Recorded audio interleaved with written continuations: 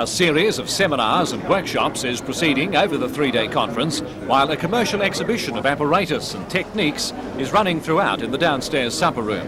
The latest devices are available for demonstration, including an hysterofibroscope for observing and performing simple clinical processes internally. A colour television camera is attached, if required, to display a picture or to record it. An interesting aspect of the conference is the launching of a book helping parents explain the situation to the offspring of sperm donors. It's written by social worker Julia Paul. If young Johnny, 5-year-old, is ill and mum takes him along to the doctor and the doctor says, well, have we got any asthma on mum's side, on dad's side, or what have we got in any liver problems? I mean, that's going to be a time when the parents, have to confront the reality of the child's genetic origins. In vitro fertilisation and sperm donation have their critics, most often saying the processes are expensive and inefficient and not for the overall good of the community. President of the Fertility Society, Dr. John Yovich, disagrees.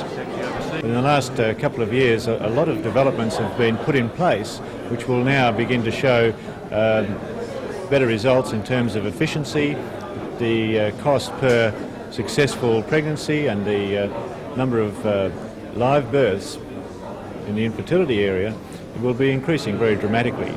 And I think that the rewards of the last 10 years of research is going to pay off with the improvements that are currently in place.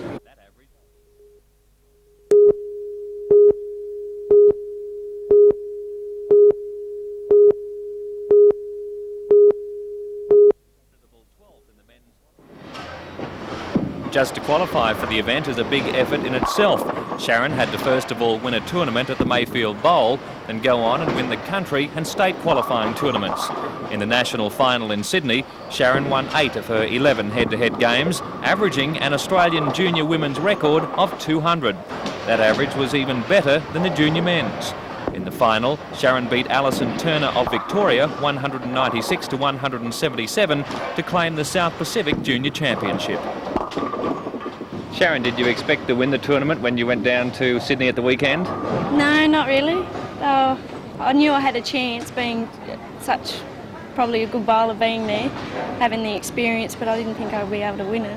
What about averaging 200 over the whole tournament? That's pretty exciting. Yeah, it is. It was really good. Her coach, Peter Zambellis, who finished a creditable 12th in the Men's Open Championship, says the teenager will go a long way in the sport.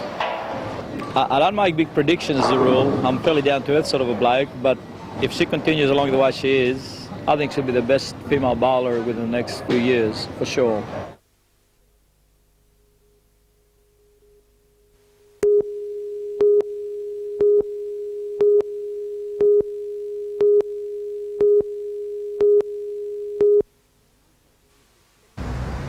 The Council attributes the record number of applications to a surge in building activity and anticipates the level will continue with the state government's recent announcement of a housing loan boost for low to middle income earners. This should bring more development to the city and suburbs. Some mammoth projects have also boosted the level of applications.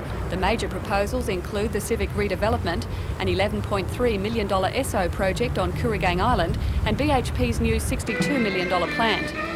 The council has also paved the way for a new business venture to emerge. Street cafes may soon be in vogue. But the council is now in favour of eateries spilling onto the footpaths, particularly at Queen's Wharf and in the Hunter Street Mall. Legislation allowing this was passed 10 years ago. It's taken that long for fears about health risks to fade. Provided a vendor gains council approval and leases the footpath, Newcastle may soon boast a friendly Parisian atmosphere. Meanwhile, a Lake Macquarie City Council committee last night voted to recommend Caves Beach rezoning plans to the state government. This should guarantee the Gordon Pacific Resort goes ahead. Council is expected to ratify the decision next Monday. Mayor Ivan Welsh was on his way to Sydney today. He will deliver his maiden speech to State Parliament tonight. He said the Caves Beach critics must finally accept the resort looks like going ahead. Well, I think they've got to accept that the council's pushed it to the minister, and if they're going to continue their jumping up and down, they'll have to do it with the minister now rather than with the council.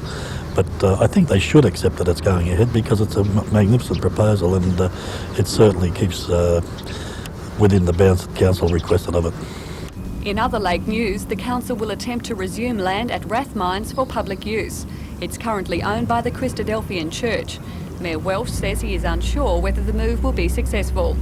Well, council's made a move to resume, but that doesn't mean to say it will be resumed. It's a fairly lengthy process, and it has to be signed by the minister, and I believe that he hasn't signed too many of them lately.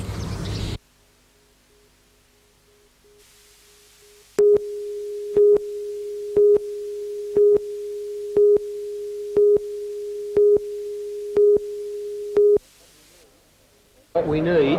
It was in the last week of April that wool became the golden thread when frenzied buying saw the price soared at 1,257 cents a kilogram. In layman's terms, that's about $1,300 a bale, and with most growers selling 50 to 60 bales a time, that's a tidy profit. But the experts tipped it wouldn't last, and sure enough, over the last few weeks, prices have been down. At today's Newcastle sale, the price hovered just over the 1,000 cent mark. Certainly a sizable drop, but there weren't too many complaints on the auction floor. Despite the overall good quality, it was clear the clip presented wasn't the pricey superfine, which will hit the market later this year. And even more heartening, according to Robert Bellamy of the Australian Council of Wool Exporters, is the knowledge that the big spending overseas buyers will keep coming back. Every year in the November or December sale, we have Italians and Japanese clients coming out here to Australia, to the Newcastle sales, to look and secure wool for their special requirements. That security, combined with the fact that the stronger Australian dollar generally reflects a drop in wool prices, meant there was little concern today. And there in the background is that emergency support system, the Australian Wool Corporation, which bought up 3.5% of today's offering and which is ever ready with its 870 cent floor price, just in case the money becomes a little sparse. Support not wasted on an appreciative Gyra producer, John Hartman. I believe that they've done a great job right through. They've promoted well, they've forward planned very well, and they've been very good for the industry.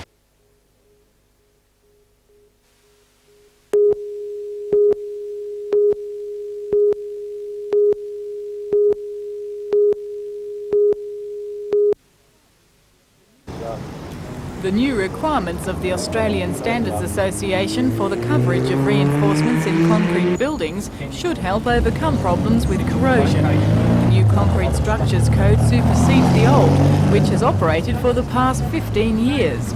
Now, for example, a building which once required a 20mm concrete depth over reinforcements may now require a 45mm cover. The new code affects a wide range of structures. All buildings containing concrete which have reinforcement within them will be affected. The new code also contains an exposure classification for various locations. That means building requirements are more stringent within 1 kilometre of the coastline and in industrial zones. While the code affects the entire country, it is particularly applicable to Newcastle. I think what makes it more relevant is the fact that we are on a coastal zone, which is the most stringent one, is the 1 kilometre from the coast. We're also in a very industrial area with the industries such as BHP, Comsteel and those which are also affecting our buildings within the region. Mr Peterson says many buildings in the region have already developed corrosion, but the sooner the problem is curtailed, the cheaper it is. A recent study showed a lack of cover above the reinforcement is the most common cause of corrosion.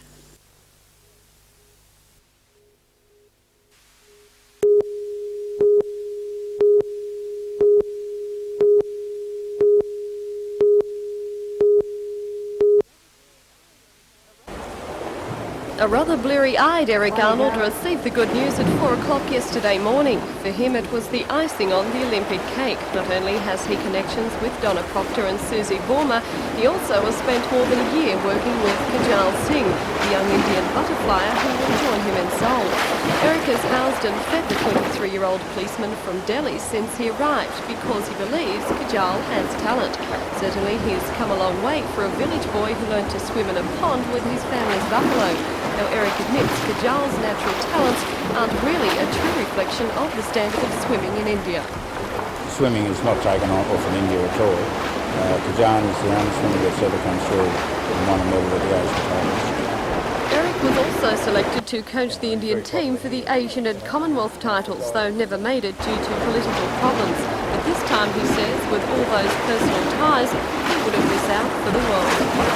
It's the first time I've ever had an Indian in. I have two, plus my niece, who's Susie Lima, who comes from Queensland. For Kajal, the road to Olympic selection has been a tough one. He had to leave his family and friends 14 months ago to begin the torrid training campaign. But it seems it's all been worth it. Ranked 16th in the world, he's one of India's best chances for a swimming medal. Well, I should say that he will make the final at the moment. And once you're in the final, well, then anything can happen.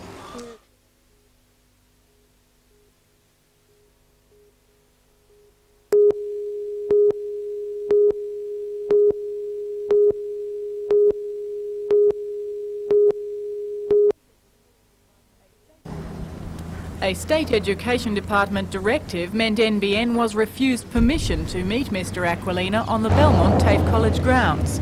Outside, the Shadow Minister outlined concerns over the possible sale of land set aside to develop the Charlestown TAFE Horticultural Unit. He says the 8.5 hectare Hillsborough site may not be developed after all, and instead land could be sold.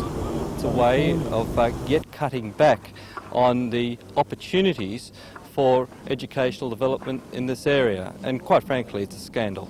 While here, Mr Aquilina met members of the TAFE Teachers Association and the newly formed West Lakes Parent Action Committee. The groups are concerned about changes to the education system, including the possibility of increased class sizes, cuts in curriculum choices and the introduction of TAFE administration charges.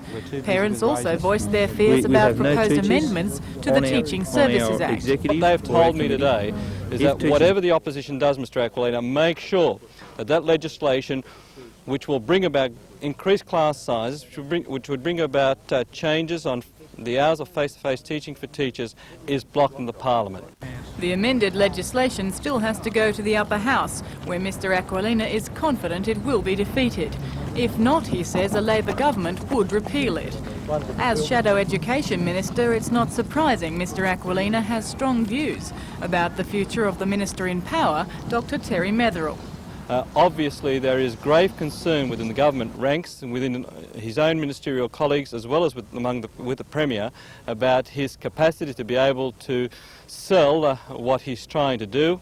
I pity him in that regard. Nobody can really sell a bad apple. No matter how you polish it up, it still remains a bad apple if it's a bad apple. But nonetheless, he is not succeeding, and there are already rumours of a reshuffle early in the new year.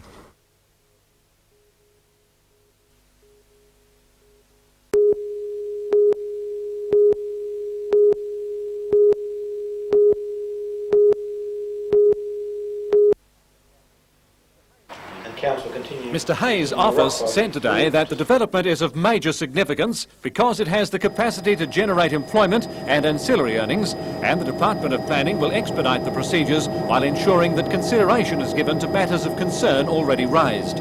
However, this is not expected to mean a public inquiry into the project will be held. According to Mayor Ivan Welsh, ample opportunity has been given for objections to be sorted out. We've offered to anybody the time to sit down and discuss this and say what we were doing and what they think should be done, and I think that was well and truly widely reported. But we didn't have any application at all. Not one. Not once did anybody come out here and want to sit down and discuss it rationally with us. And the Minister will be well aware of that, and I would think he'll probably weigh that up fairly strongly and say, no, we don't think it's needed.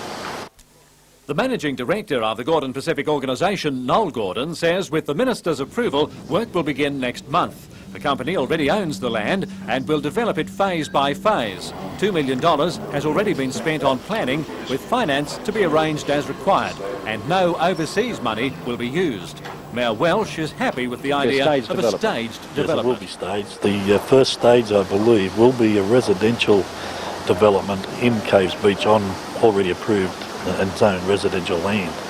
That will be to get a quick turnover of dollars, obviously.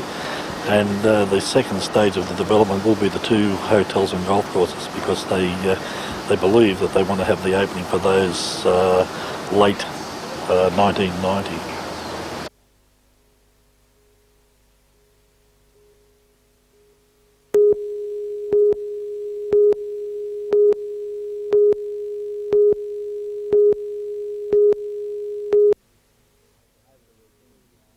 Over the weekend we've had 3 different accidents where we would have used a twin would have been better. We've had to either leave patients or leave paramedics at the scene of the accidents. That latest run of mishaps involving the present Westpac chopper has highlighted once again the need for a new, more powerful craft. In this accident on Sunday on the Pacific Highway near the Tea Gardens turnoff, one of 2 critically injured people was forced to remain at the scene for 40 minutes while the craft raced the other to hospital and then returned.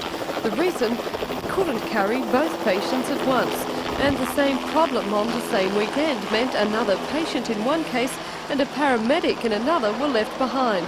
Those problems, combined with the question of crew safety and the inability to transfer patients to Sydney with the present craft, was behind last week's launch of an appeal for a new, more powerful craft. Today, that appeal received its first donation in a $5,000 cheque from the Western Suburbs Newcastle Leagues Club. But with the price tag for the new craft being $2 million and the service being $1 million short, the appeal, Service exactly Chairman what's it for? John Bevan admits the fight for a twin-engine chopper won't be easy. I don't think it'll be easy. $1 million is a lot of money, but the Newcastle people have supported us well in the past, and we're going after corporate sponsorship from businesses or leagues, clubs or clubs like that. So I think we will raise it. Any indication from any other groups that they'll be donating money yet, John? Yes, we've had a lot of indications, but this is the first one, but I'm quite positive that we will raise the money.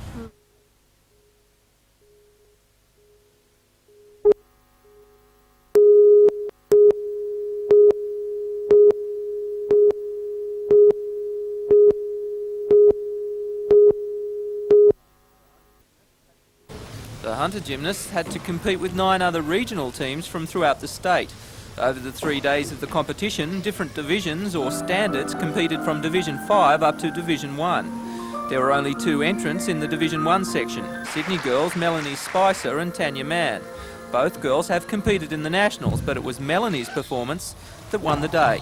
The 14-year-old is a level 10 gymnast, 1 step below international ranking. Oh, you have to train hard and so many hours a week, and if you don't train then you might not get there.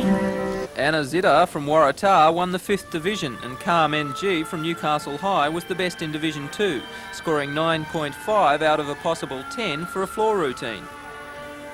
Tracy Whips from Curry also recorded a 9+ score on the beam.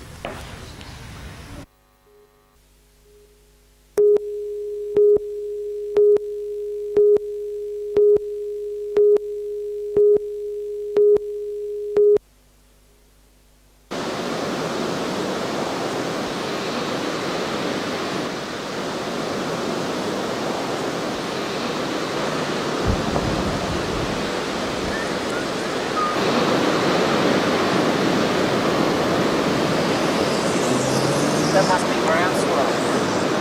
Look how long the lines are.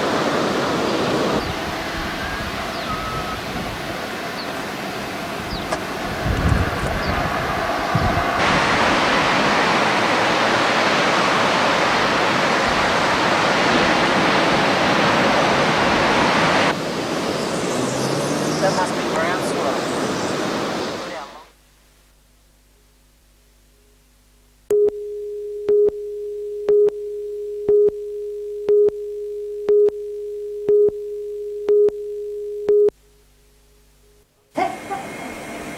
Up to 60 cancer patients a day are being treated by the Hunter's Oncology Unit's first linear accelerator. And while the waiting room is crowded, the second $1 million machine is lying idle. That's because of an acute shortage of trained therapeutic radiographers. The Hunter Institute of Higher Education is fighting to provide a course to train people into the job, but a more immediate solution would be to correct the pay differentials between New South Wales and other states, which has seen skilled people in this field move elsewhere to work. In essence, there's a national competition for trained people, and New South Wales is running last on the list. Health Minister Peter Collins has acknowledged the problem and ordered a report from his department on the matter. I think one of the problems has been a differential in pay conditions between New South Wales and other states, and that's something that I will certainly ask the department to look into, to give me a brief on what it will cost us to bring us up to the same level as other states. That needs to be considered, and I think considered urgently, because radiography services are vital. So you wouldn't see the service being threatened in the long term? Oh, in the long term, the service will certainly not be threatened. There is a problem there at the moment. It must be dealt with. I'll move quickly to make sure the gap is filled. That's fine. Good, thank you, yeah. Thanks, Sharon.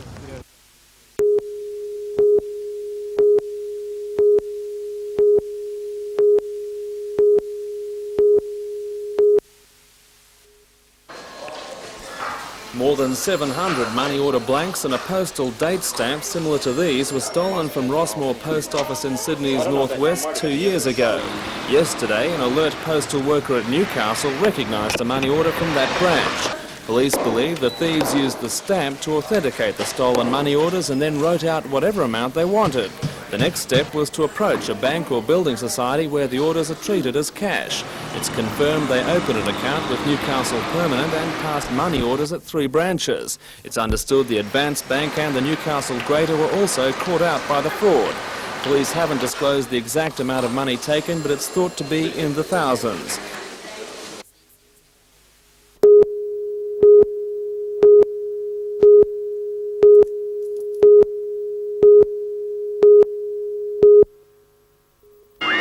The riverfront became a fairground and a sideshow as crowds rolled down to the banks of the Hunter for an afternoon of carefree relaxation in idyllic surrounds. Several streets were closed to traffic, giving locals and visitors the chance to savour a market day. Further along the river, the usually tranquil park was a setting for entertainment of all descriptions, including rides and music to hair-raising demonstrations of martial arts. The venue provided a perfect natural vantage point to enjoy a thrilling display of waterborne acrobatics by members of the Brisbane Expo team. The day was especially festive for the Port Stephens activity van. Members of the travelling playgroup and toy library have just received a $20,000 grant to improve their service to more than 100 children in isolated schools across the Shire. We feel very honoured that we have been recognised in this way. It's most unusual for us to get a grant like this, and we're very pleased that Virginia has shown the interest in children's services that she has done by providing us with this money. The river was also the scene for another festive occasion further west at Morpeth. This time the activity was more sedate. Members of the local Advancement Society and Dominican Sisters reenacted the arrival of the first 8 members of the order 121 years ago today. The nuns sailed from Ireland at the request of the Bishop of the Diocese of Maitland, who was concerned for the educational well-being of local children. The modern-day nuns, dressed in habits familiar to an earlier era, enjoyed a suitably rousing welcome from several hundred members of the Morpeth community. After the fun of the landing, it was back to more spiritual matters, with an open-air mass giving thanks for the achievements of the Dominican order in more than a century of teaching. Thank you.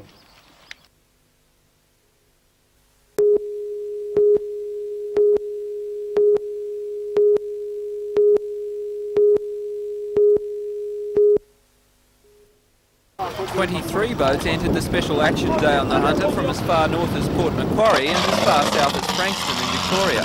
Early this morning, conditions have been perfect. When the westerly hit, organisers became worried about the safety of the races. Smaller boats continued to race, bouncing about in the choppy water. Meanwhile, the big V8s, Fallacy from Sydney and YE boat, YE Pub, sat on their trailers in the car park. The big hydros race up to speeds of 300 kilometres per hour. Conditions today were far too dangerous for them to compete. Circuit racing continued with a group of drag boats powering around the sit-out track. The red flag was out when a Victorian boat Gladiator flipped, underlining the difficulties of racing on the uneven surface.